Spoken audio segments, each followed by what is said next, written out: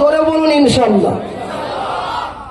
যতই হোক না কেন, বাংলাতে একটি কথা আছে, কি জানেন? রাখে আল্লাহ, মারে কে? মারে আল্লাহ, রাখে কে? আল্লাহ যদি চায় যে আমাকে আপনাকে রাখবে, তো পৃথিবীর কেউ পারবে কি আমাকে আপনাকে শেষ করতে? কেউ পারবে না।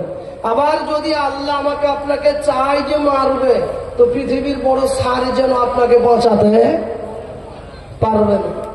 এমনি ভাবে শুনুন, আমি যে আয়াত পড়েছি তার পরিপ্রেক্ষিতে আমি একটি আপনাদের সম্মুখে সাময়িক কোরআন হাদিসের আলোকে একটি ঘটনা বলি, শোনেন। আপনি জানেন নমরুদ কোন নবীকে মারার চেষ্টা করেছিল? নমরুদ ইব্রাহিম নবী।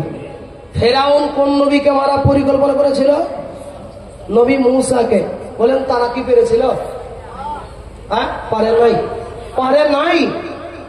নবী মূসাকে মারার জন্য ফেরাউন মারাত্মক পরিকল্পনা করেছিল।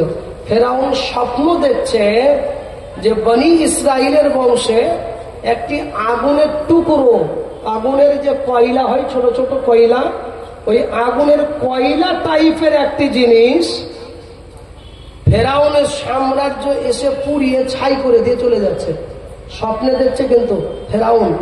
সকালবেলায় উঠে জ্যোতিষীকে বলছে, জ্যোতিষী ফেরাউনের, জ্যোতিষী রাতের বেলায় এমন স্বপ্ন দেখলাম, এর ব্যাখ্যা তুমি বলে দাও।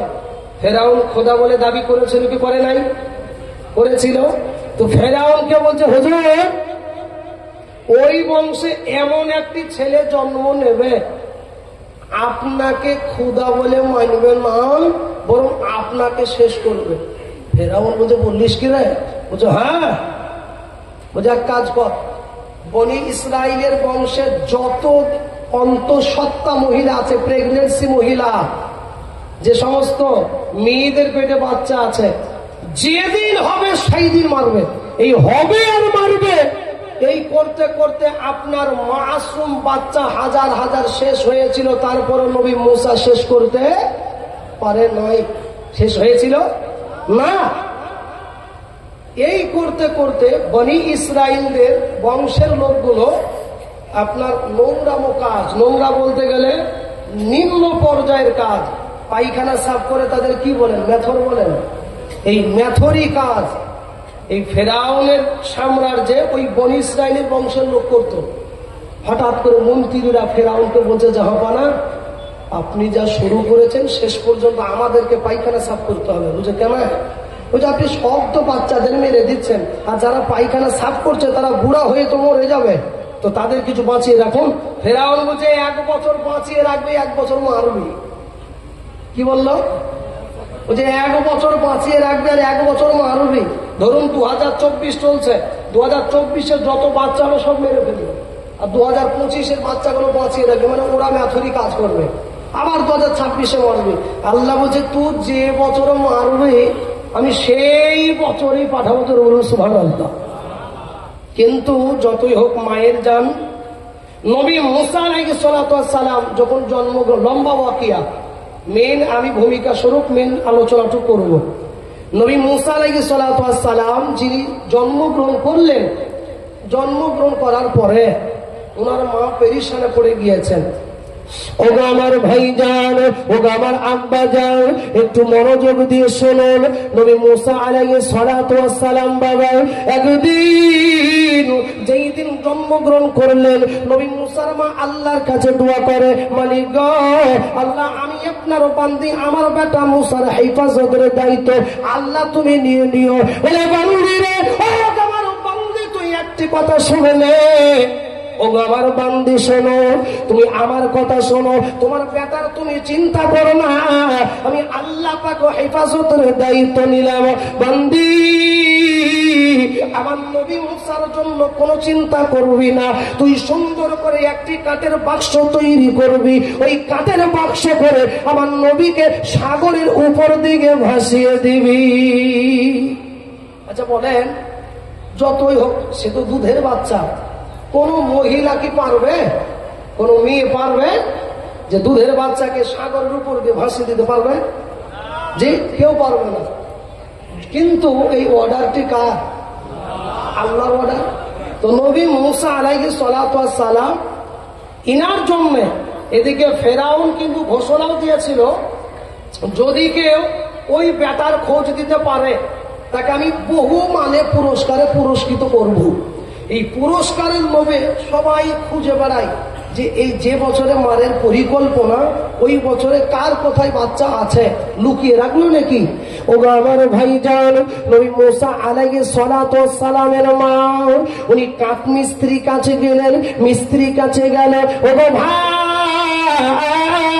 আমি আপনার কাছে আসলাম একটি কাঠের বাক্স তৈরি করার জন্য। বলে কেমন সাইজের বাক্স দরকার বলো। বলে ভাই রে এমন সাইজের একটি বাক্স দাও, এমন সাইজের বাক্স কি হবে বলে একবার বলো। বলে ওগো আমার ভাইজান, আমার একটি বেটা রয়েছে, বেটাকে আমি সুন্দর করে বাঁচিয়ে দেবো। ওই ব্যক্তি চিন্তা করে আমাদের জাগাপানা বলেছিল সেই বেটা মনে লুকিয়ে রাখবে, ওই বেটাকে ভাসিয়ে দেবে।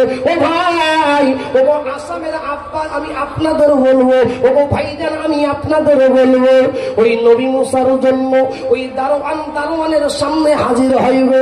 ওই কাঠ মিস্ত্রি মনে মনে চিন্তা করে আমি যদি আমার বাদশার কাছে চলে যাই, যদি বাদশার কাছে যাই, আমার বাদশার কাছে বেটার যদি খোঁজ দিতে পারি, হয়তো আমি সেই পুরস্কার পাবো।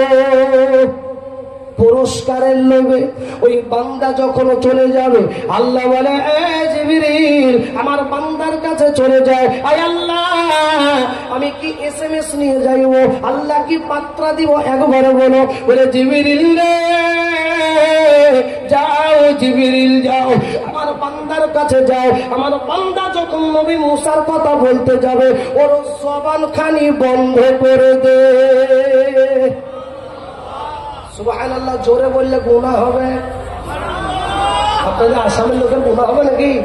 সুবহানাল্লাহ বললে গুনাহ হয়? একটু আওয়াজ দিয়ে বলবেন জি, বলুন ইনশাআল্লাহ। নবী মুসার কথা বলতে যাচ্ছে কে? এই কাঠ মিস্ত্রি। এই কাঠের মিস্ত্রি যখন নবী মুসার কথা বলতে যাচ্ছে, দারোয়ানের সামনে হাজির। দারোয়ানের সামনে যখন হাজির, বাবা দারোয়ান ভাই গো আমাদের বাদশার সঙ্গে একটু আলোচনা আছে, কথোপকথন আছে। বলে কি কথা একবার বলো। বলে দারোয়ান ভাই একবার আমি বাদশার কাছে যাইব, তোরে কইব না, আমি তোরে কিছু বলবো না। বলে ঠিক আছে অল্প সময়ের মধ্যে যায়। বলে ও জিবরিল আমার চিটিং বাজ বান্দার কাছে যায়, আমার বান্দার কাছে গিয়া আমার ওই চিটিং বাজ বান্দার জবান কেড়ে নিবি। নবী মুসার কথা যখন বলতে গেল, আমার আল্লাহর কুদরতে তার জবান কানি কেড়ে নিল। বলুন এই ক্ষমতার মালিক কে? আল্লাহ। কুদরতের মালিক কে? আল্লাহ। আল্লাহ তুমি জাল্লা জালালে, আল্লাহ আল্লাহ তুমি জাল্লা জালালে, কুদরতের মালিক তোমার কোনো শেষ নাই। আল্লাহ আল্লাহ তুমি জাল্লা জালালে।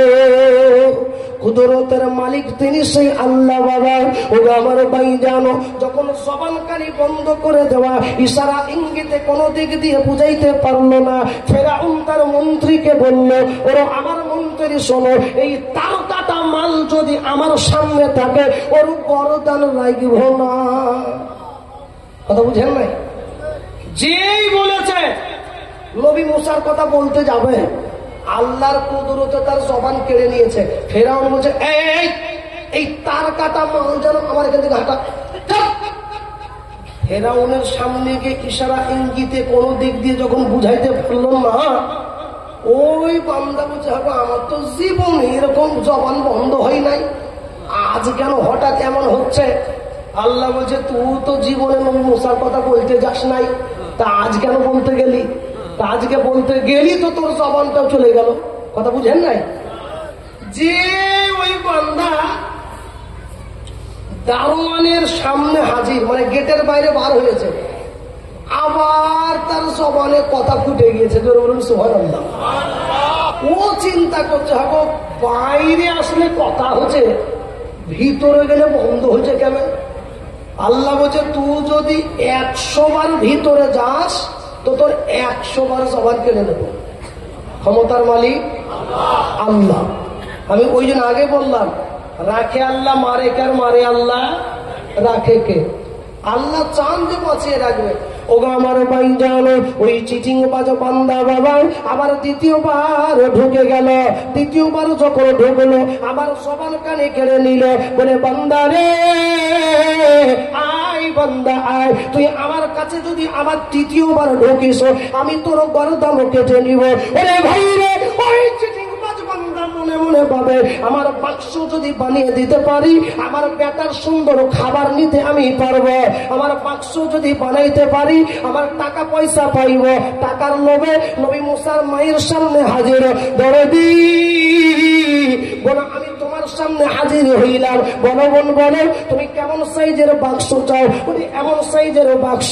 ও ভাই জান, নবী মুসার জন্য যখন বাক্স তৈরি করা হয়ে গেল, বাক্স যখন ঘরে নিয়ে যাবে, এবার ঘরের মধ্যে বেটি মারিয়াম নবী মুসার নবী মুসার বোন মারিয়াম বসে, বেটি রে শোনো, বেটি শোনো, আমার আল্লাহর অর্ডারে বেটাকে ভাসিয়ে দেব, কিন্তু বেটি তোমাকে আমি একটা কথা বলি, আমার বেটা যেদিকে যেদিকে ভাসতে ভাসতে যাবে ওর পিছু পিছু তুমি বেটি চলে যাবে, একা ছাড়বো না, তুমি যাইবে। বেটি মারিয়ামকে শিখিয়ে দিচ্ছে যতই হোক অর্ডার তো আল্লাহ, না কি বলেন, অর্ডার আল্লাহ। নবী মুসা আলাইহিস সালাম ইনাকে যখন ভাসিয়ে দেবে লোহিত সাগরের উপর দিয়ে ভাসতে ভাসতে যাচ্ছে, বেটি মারিয়াম পিছে পিছে, আল্লাহ পাক বলে তুই ভাসিয়ে দিবি।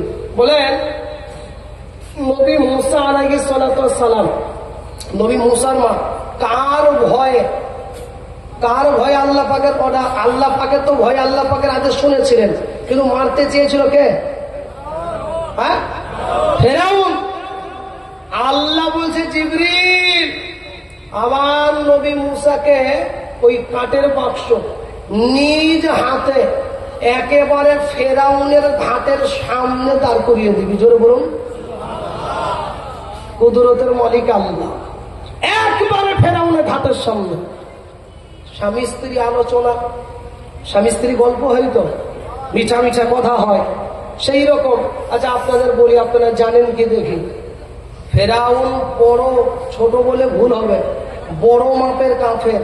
ও এত বড় কাফের আল্লাহর মাটি পর্যন্ত স্পর্শ করে নাই, মিশরের জাদুঘর এখন আছে, মাটি পর্যন্ত স্পর্শ করে না। ওই জন্য বলে না কোটি টাকার মালিক দেখো অভাব হয় না দূর, গরিব ঘুমাই আরাম করে মনটা বাহাদুর। ফেরাউনের লাশটা দেখো মিশর জাদু ঘরে, খাই না মাটি পোকা মাছি সবাই ঘৃণা করে। ঘৃণা করে কি করে না? মাটি স্পর্শ করে নাই। তো সেই ফেরাউনের বিবি আসিয়া জান্নাতে যাবে কি যাবে না? যাবে, যাবে নাকি? যাবে না, বুঝে নাকি? যাবে। আচ্ছা একটু ব্রেনের এই কথাটা নিয়ে ভাবুন দেখি, ফেরাউন এত বড় কাফের আর এর বিবি জান্নাতে, ব্যাপারটা তো বুঝে আসলো না। কাফের স্ত্রী হয়ে জান্নাতের, খালি জান্নাতি নয়, আল্লাহ পাক দুনিয়াতে থেকে জান্নাত দুই চোখ আল্লাহ পাক দেখিয়েছিলেন। জোরে বলুন সুবহানাল্লাহ। এই ফেরাউনের ভয়ে যখন আপনার বেটিকে পিছনে পিছনে পাঠিয়ে দিয়েছে, ওগো আমার ভাই জানো, নবী মুসা আলাইহিস সালাম বাবা এত সুন্দর চেহারা, এত সুন্দর নাকনার সা, ও ভাই কাঠের বাক্সখানি একেবারে দাঁড়াই ভিতর দাঁড়া ফেরাউনের ঘাটের সামনে। এবার স্বামী স্ত্রী আলোচনা করে, বিবি আসিয়া স্বামীকে বলে, স্বামী গো একবার নতুন বাক্সটা একবার তুলে দেখো, কাঠের বাক্সটা ওই একবার তুলে দেখুন। যতই হোক বিবির কথা, স্বামী স্ত্রীর কথা, আমরা অনেক জায়গায় প্রধান বক্তা, কি বুঝলেন, আপনাদের থেকে মুখ্য অতিথি বলেন, আমরা বলি প্রধান বক্তা। এক দেশের বলি অন্য দেশের গালি, কথাতে আছে। আমার যদি কোনো ভাষা বুঝতে অসুবিধা হয়, শামসুল ভাই আছেন একটু বুঝিয়ে দেবেন, আবার আপনাদেরও ভাষা আমি একটু শিখে নেব। যাই হোক, তা আমি আপনাদের যেটা বলতে যাচ্ছিলাম, নবী মুসা আলাইহিস সালামকে যে কাঠের বাক্স ভাসিয়ে দিয়েছে, তো বিবি মানে বিবি আসিয়া বলছেন ফেরাউনকে, স্বামী একবার কাঠের বাক্সটা তুলে দেখেন দেখি। কাঠের বাক্সটা তুলেন। বুঝে কিসের জন্য তুলতে যাবো গো, কাঠের বাক্স কেন তুলো? বুঝে না, একবার তুলে দেখেন। আমরা প্রধান বক্তা বাইরে হলে কি হবে, আমাদের ঘরে একটা প্রধান বক্তা বসে আছে, কথা বুঝেন নাই? কি বলতে যাচ্ছে বুঝেন নাই? ঘরে প্রধান বক্তা বাড়িওয়ালি, বুঝেছেন? তো এই বিবি আসিয়ার কথা শুনে দ্বিতীয় বলছে না, একবার তুলে দেখেন না। বলেন এই বাক্সের ভিতরে কে আছে? কে? বাচ্চাটি কে? নবী মুসা। আর এই ফেরাউন কাকে মারতে চাই? ওই নবী মুসাকেই মারতে চাই। কাঠের বাক্স তোলা হয়ে গেল বাবা। কাঠের বাক্স যখন হাতে নেওয়া, স্বামী গো একবার নিজে হাতে খোলো, স্বামী গো একবার নিজে হাতে খোলো। বিবি রে, আমি তোর কথাই উঠাইলাম, তুই একবারও খুলে দেখ। যখন খুলে নিল, এত সুন্দর চেহারা নবী মুসাকে বিবি আসিয়া খুলে তুলে নিল। বলে বিবি রে, হয়তো এই বেটা আমার দুশ্মন, আমার ভয়ে হয়তো তার মা ভাসিয়ে দিয়েছে। এই বেটা আমার দুশ্মন। বিবি আসিয়া, মেয়েদের বুদ্ধি নাই বলাটা ভুল হবে বাপ। মেয়েদের এমন এমন জায়গায় বুদ্ধি দেয়, ও আপনার আমাদের পুরুষদের বুদ্ধি আমার আপনার কান কেটে নিয়ে চলে যাবে। হ্যাঁ, কান কেটে নিয়ে চলে যাবে। তো বিবি আসিয়া বলছে, আপনি জানবেন যে আমাদের তো কোনো বেটা নাই, যা কাজ করুন, আপনি বাদশাহ মানুষ, তো একে আমরা নিজের ছেলে হিসাবে নাই লালিত পালিত করবো, বেটা হিসাবে মানুষ করবো। তা কাজ করলে কেমন হয়, চলুন নিয়ে যাই। পরে ছেলে ঘরে কেন তুলবি রে? চলো না একবার নিয়ে যাই, চলে দেখো না, বেটা বলে মানুষ করবো। ঠিক আছে চল, তোর কথা রাজি হয়ে গেল। জোরে বলুন সুবহানাল্লাহ। মারতে চাই নবী মুসাকে। আল্লাহ বলছে তুই যে বছরে মারবি সেই বছর আমি তো পাঠাইবো, আর খালি পাঠাইবো না, ওই বছরে তোর ঘরে মানুষ করবো। জোরে বলুন। আল্লাহ পাকের কুদরত দেখুন, এখন শেষ হয় নাই। আগে আগে দেখেন হোতা হে কি হয়। আগে আগে দেখুন, নবী মুসাকে যখন নিয়ে গেল, ফেরাউন মারতে চাইল। বলুন, বাচ্চা ছেলে যদি ক্ষুধা লাগে তো কান্না করবে তো নাকি? না আসামের ছেলেরা হাসে? কান্না করবে, তাই যদি কান্না করবে। এবার বাচ্চা ছেলে নবী মুসা ক্ষুধা পেয়েছে, কান্না করছে। ফেরাউন বলছে, আরে বিরাট ব্যাপার, তাহলে আমার এই ব্যাটারি স্তন্যকে পান করাইবে। ফেরাউন তার মন্ত্রীদেরকে বলছে, এই মন্ত্রী জি জাহাপানা বলিয়ে, আপনি বলুন, তুই যা যে মহিলাকে ধরে আনতে পারবি আমার সামনে নিয়ে আয়। যে মহিলা আমার বেটাকে স্তন্য পান করাইতে পারবে তার আমি সারা জীবনের দায়িত্ব তো নিব, আবার সে যা চাইবে আমি তাই দেবো। আল্লাহ বলছে তুই মারবি, এখন তুই বাঁচাবি। দেখ সুবহানাল্লাহ বলবেন না? এক নয়, দুই নয়, শত শত মহিলা নবী মুসার জন্য এক জায়গায় জমা হয়ে গেল। ও ভাই, একজন মহিলা কোলে তুলে নিল, কপালে চুম্বন দেয়, ঠোঁটে চুম্বন দেয়, গালে চুম্বন দেয়। নবী মুসার মুখখানা স্তন্যে যখন লাগাইতে যাবে, আল্লাহ বলে হ্যালো মুসা। নবী বলে কি হলো? আল্লাহ বলে মুসা রে, তুই একজনের স্তন্য পান করবি না। একজনও পাইল না। আল্লাহ যখন কেউ পাইল না, ফেরাউন বলছে এই মেয়েদের এক জায়গায় কর, এই মহিলাগুলোর আগে গর্দান কাট। মেয়েগুলো ভাবছে আমাদের স্তন্যপান করছে, তো আমাদের কোনো দোষ নাই, আমরা কি করব? আল্লাহ বলছে ফেরাউন, তোর মাথায় গোবর ছাড়া কিছু নয়। গোবর বলেন তো, গোবর ছাড়া কিছু নয়। তুই আগে আগে দেখ। মহিলাগুলো খুব পেরেশান, ভিড় সরিয়ে বেটি মারিয়াম হাজির।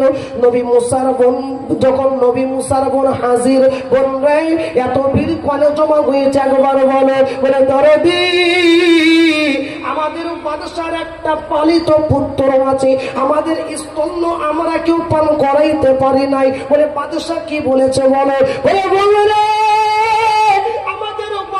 বলেছে কারোর যদি স্তন্য পান না করাইতে পারি আমাদের কাউকে বাঁচে রাখবে না। বলব আমার হাতে এমন একটা মহিলা আছে, এই ছেলে যতই কঠিন মনের মানুষ হোক না কেন, ওই মহিলার কোলে যাবে, স্তন্য পান করবে। বলুন কার জন্য বলছে? হ্যাঁ, নবী মুসার মায়ের জন্য। ওদিকে মা চিন্তা করছে, আল্লাহ আমার বেটা গেল কোথায়? বলছে তুই চিন্তা করিস না, যার ভয়ে তুই ভাসাবে আমি তার ঘরেই দাঁড় করাইব। নবী মুসার মা যতই হোক মা আম্মা জানো 10 মাস 10 দিন গর্ভে ধারণ করেছিল ভাই আমার। ওগো আমার ভাইজান, উনি দরজার আড়াল পেতে আছেন, না জানে আমার বেটার খবর কখন আসবে। বেটি মারিয়াম যখন বাদশার কাছে গেল, বলে হুজুর আপনি অনুমতি দেন একটা মহিলাকে হাজির করাইব। বলে যাও যাও যাও, ওই মহিলাকে হাজির করো। যেবার বেটি মারিয়াম নিজের মায়ের কাছে হাজির হয়ে গেল, ওগো মা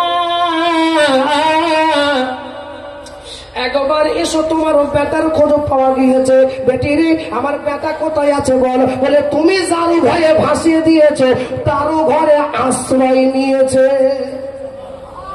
মা বলছে বেটি চিনতে পারে নাই তো?